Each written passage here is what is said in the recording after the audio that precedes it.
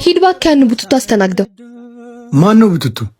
አይታየህም? ከቅድም ጀምሮ ሜኑ ያገላብጣል። ወያዝ አንቺ ሂጂ ከላይ ትሳገምች። ባካት መጻደቅ ልጁ ቦርኮ እንደሆነ ሲታይ የሚያስታውቃል። እኔ እንደውም እነዛን ነው ማስተናግደው። አንተ ይሄን አስተናግድ እሺ። ሰላም እንዴት ነው? ምን ላምጣልህ? እባክህ ውሃ ልታመጣልኝ ትችላለህ?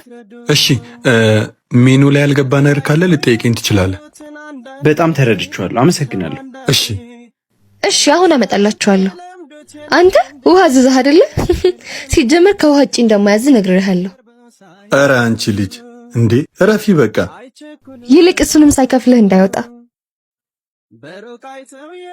ስንት ሆነ ሂሳብ? 100 ብር ብቻ።